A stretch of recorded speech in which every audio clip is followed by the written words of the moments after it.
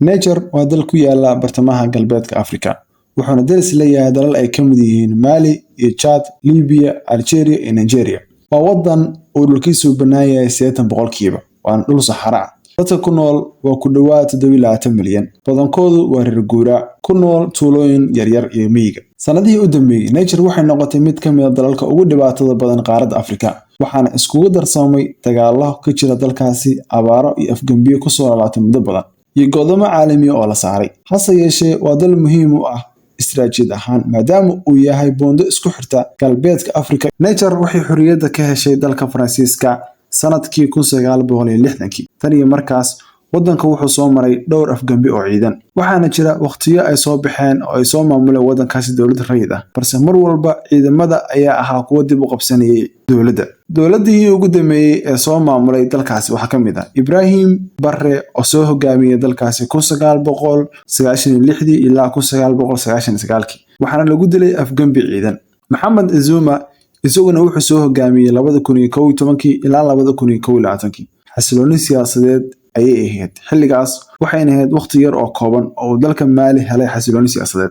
Maxamed Bazoum 2021 ilaa 2023 doorasho rayid ah ayuu ku yimaaday, balse waa la afgemiyay. Taariikhdaasi waxay muujinaysaa in Niger ay weli aysan gaarin xasilooni siyaasadeed oo waarta. Afgembigii ka dhacay 2023 iyo maamulka cusub ee laga sameeyay dalkaasi bishii Luulyo 2023, ciidamada Niger oo hogaaminaya Generaal Abdurrahman ayaa afgembi ku qaaday madaxweyne Bazoum. Sababta afgembiga ayay ku sheegeen inay tahay musuqmaasuq hareeyay dalkaasi. Sidoo kale waxay sheegeen in dowladda xilliga talada haysa inaysan la dagaaltamin laamaha argagixisada ee dalkaasi soo faragashanaya.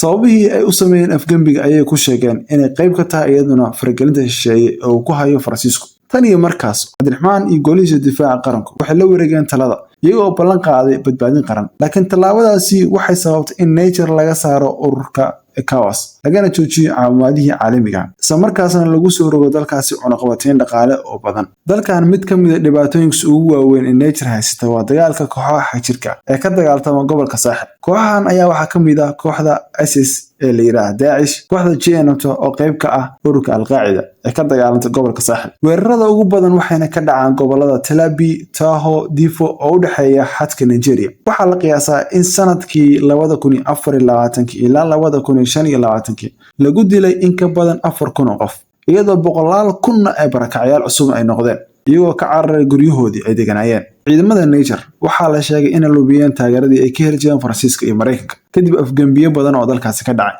Hadda waxaa la sheegay in ciidamada Niger ay ka helaan taageero ciidamada Ruushka iyo la taliyaal ka socda Afrika. Isbeddelkan wuxuu muujinayaa in Niger ay si weyn uga leexatay reer galbeedka, kuna xiratay bariga dhexe. Saameynta cunaqabatayntu ay ku yeelatay dalka Niger ayaa la sheegay markii ECOWAS ay ku soo rogtay cunaqabatayn dalka Niger. Waxaa istaagay ganacsiga xuduudaha, gaar ahaan midka ka imaan jiray Nigeria iyo Benin oo ahaa halbowlaha badeecada dalkaasi. Taas waxay keentay in qiimaha raashinku uu laba jibaarmo, shidaalkii oo adkaaday in la helo, hoos u dhac u weyn oo ku yimaada suuqyada shaqada. Bulshada rayidka ayaa ah kuwa ugu badan ee dhibaatada dareemaya. Hay'adaha samafalka ayaa sheegay in ku dhawaad 10 milyan oo qof ay u baahan yihiin gargaar bini'aadantinimo. Marka la eego dhinaca amniga, go'doominta la go'doomiyay dalka Niger waxay keentay in dowladda militariga ay u aragto dunidu inay ka soo horjeedo iyada, taas oo xoojisay inay la yeelato xiriir caalami ah wadanka Ruushka. Dalka dariska la ah oo ah Mali iyo Burkina Faso. Dhaqaalaha iyo kheyraadka dabiiciga ah ee dalka Niger, inkastoo ay Niger ay hodan ku tahay uraniumta iyo saliidda iyo dahabka, haddana dhaqaalaha guud ee dalkaasi waa mid uraniumta waxay muddo dheer ahaa isha ugu weyn ee tamarta nuclearka Faransiiska, balse shacabka dalkaasi wax faa'iido kama heli jirin. Kadib afgembigii, Faransiisku wuxuu joojiyay dhammaan heshiisyadii macdanta, taas oo si weyn u saameysay dakhliga dowladda. Beeraha ayaa ah laf-dhabarta nolosha dadka, balse abaarta iyo roob la'aanta ayaa burburisay wax soo saarka dalka in badan oo ka mid ah. Waxaa la sheegay in sicir bararka wadankaasi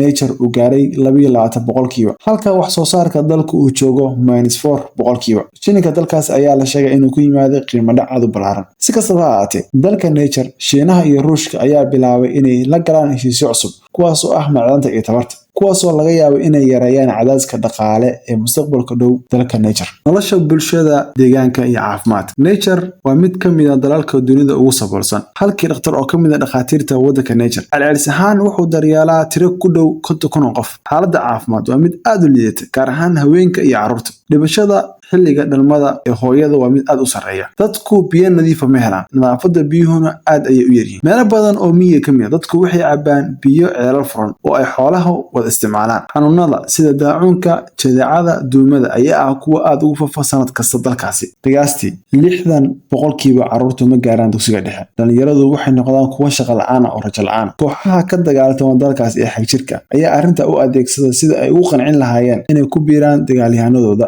sidoo kale waxaa la sheegaa haweenka ku nool dalkaasi ee degan meelaha fogfog 70% ma ahan dad waxna akhriya waxna qori kara. dhanka kaleeto dalka Niger ayaa la sheegaa inay saameyn ku yeelatay isbedelada cimiladu. isbedelka cimiladu wuxuu noqday khatar toos ah oo halis ku ah nolosha dadka Niger. roobabka ayaa hoos u dhacay ee ka da'a dalkaasi. dhulka beeraleyda ee dalkaasina wuu qalalay. abaartu waxay noqotay mid soo noqnoqota, taasoo sababta barakac badan iyo gaajo. hay-adaha deegaanka ayaa ka digay in haddii aan la qaadan tallaabooyin degdeg ah, Niger ay noqon karto dal gebi ahaanba ku tiirsan gargaarka bini'aadantinimo sanadaha soo socda.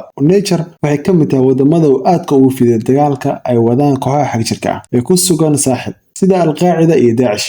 weerarada ugu badan waxay ka dhacaan waqooyiga iyo galbeedka dalka, halkaas oo ciidamada qaranku ay la daalaa-dhacayaan weeraro joogto ah. dagaalkaas wuxuu sababay barakac ballaaran, burbur dhaqaale iyo hoos u dhac ku yimi kalsoonida shacabka ee dowladnimada. xaaladan waxay sidoo kale saameyn ku yeelatay dalalka deriska la ah sida Mali, Burkina Faso, Chad oo ay xaalad la mid ah ay ka taagan tahay midaan. dhanka kale, isbahaysiga military ee Afrika kadib markii la afgembiyey dowladii rayidka ahayd ee Niger 2023, hogaamiyaasha cusub waxay ku biireen isbahaysiga military ee Saaxil, kaas oo ay ku wada jiraan waddanka Mali iyo Burkina Faso. isbahaysigan wuxuu ujeedkiisu yahay in la iska kaashado dagaalka argagixisada, iska caawinta faragelinta shisheeyaha. laakiin dhanka kaleeto wuxuu keenay in Niger ay go'doon siyaasadeed ka gasho caalamka, iyadoo ay xiriirka ay la lahayd midowga Afrika iyo Faransiisku uu sii noqday mid aad iyo aad u xumaaday. dhaqaalaha iyo cunaqabataynta dhankeeda, markii militarigu la wareegay talada dalkaasi, dalal badan oo reer galbeed ah ayaa joojiyey gargaarkii iyo maalgelinta tooska ay siin jireen. midowga Yurub iyo Mareykanku waxay xayireen in ka badan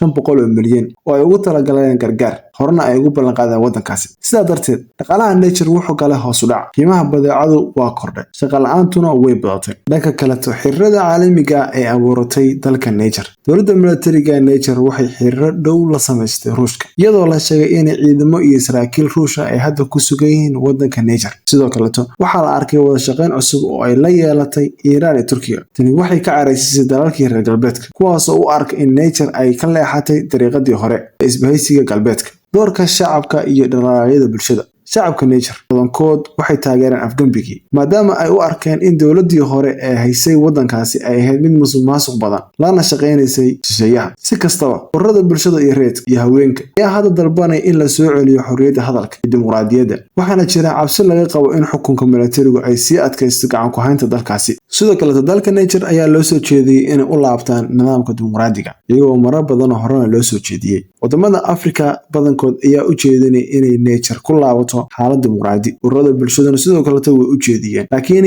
madaxweynaha dalkaasi ayaa sheegay in waxaasoo dhan ay noqonayaan gacmo shisheeye oo u imaanaya, dalkiisuna uu yahay dal military, isagoona samaystay isbahaysiyo kala duwan oo wadamo badan ah, haddana abuurtay saaxiibo badan oo caalamka ah. gabagabada iyo doodeena cilmigeed, markan lasoo koobo xaaladda ka jirta Niger, waa tusaale muuqda oo muujinaya sida gobolka Saaxil uu yahay gobol ay ka jirto dagaal, sidoo kale uu ka jiro dagaal siyaasadeed iyo dhaqaale isku dhafan iyo jahwareer siyaasadeed iyo kooxo ka dagaaltamaya gobolkaasi. dalku wuxuu wajahayaa caqabado badan oo adag, mid amni, mid dhaqaale iyo mid bini'aadantinimo, balse wuxuu leeyahay fursado waaweyn haddii la helo hoggaan daacad ah iyo nidaam isku xireeya ciidamada iyo shacabka. dhanka kaleeto, markaan ka nimaano gabagabada iyo guraanadka, qaaradda Afrika ayaa yeelatay markan awood gooniya. awoodooda goonida ayaa ah in wadamada ay ka mid yihiin Burkina Faso, Mali iyo Niger ay ku midoobeen ururo military, iyagoo go'aansaday inay la dagaaltamaan ururada ka dagaaltamaya gobolka Saaxil, kuwaasoo ku abuuray qallaasad siyaasadeed oo gudaha ah. sidoo kaleto, dowladahan ayaa door bidaya inay ku heshiiyaan gacmaha shisheeye uga imaanaya bannaankooda ee guranaya kheyraadkooda